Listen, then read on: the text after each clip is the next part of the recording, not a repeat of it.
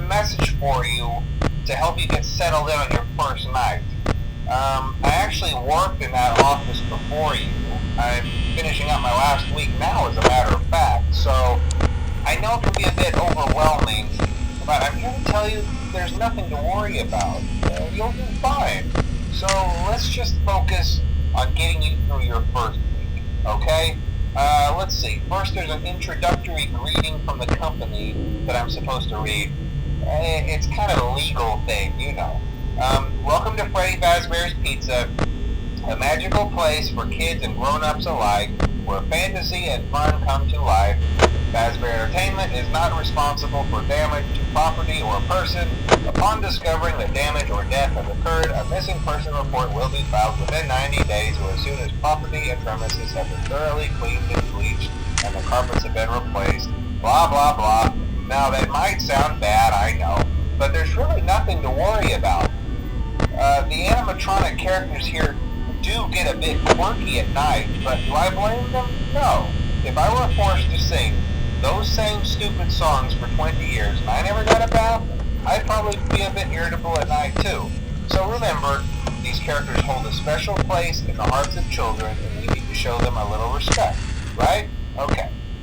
So just be aware, the characters do tend to wander a bit.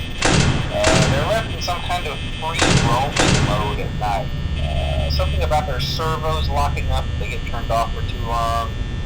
They used to be allowed to walk around during the day too, but then there was the bite of 87. Yeah, it's amazing that the human body can live without the frontal lobe, you know? Now, concerning your safety, the only real risk to you as a night watchman here, if any, is the fact that these characters, if they happen to see you after hours, probably won't recognize you as a person. They'll most likely see you as a metal endoskeleton without its costume on. Now, since that's against the rules here at Freddy Fazbear's Pizza, they'll probably try to forcefully stuff you inside a Freddy Fazbear suit. Now, that wouldn't be so bad if the suits themselves weren't filled with cross beams, wired, and animatronic devices, especially around the facial area. So you can imagine how having your head forcefully pressed inside one of those could cause a bit of discomfort and death. The only parts of you that would likely see the light of day again would be your eyeballs and teeth when they pop out the front of the mask. Yeah, they don't tell you these things when you sign up. But hey, first station of the breeze. I'll chat with you tomorrow. Check those cameras and remember to close the doors only if absolutely necessary. Gotta conserve power. Alright, good night.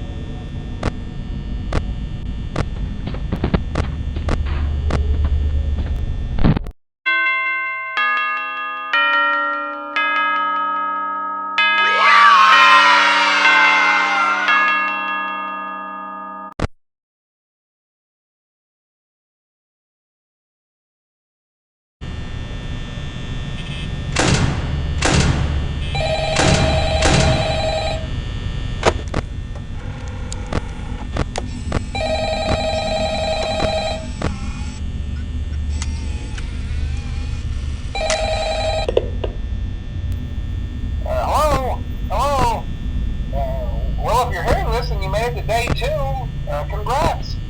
I won't talk quite as long this time since Freddy and his friends tend to become more active as the week progresses. It might be a good idea to peek at those cameras while I talk, just to make sure everyone's in their proper place, you know. Interestingly enough, Freddy himself doesn't come off stage very often. I've heard he becomes a lot more active in the dark, though, so hey, I guess that's one more reason not to run out of power, right? I also want to emphasize the importance of using your door lights.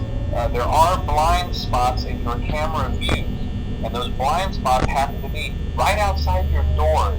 So if you can't find something or someone on your cameras, be sure to check the door lights. You might only have a few seconds to react.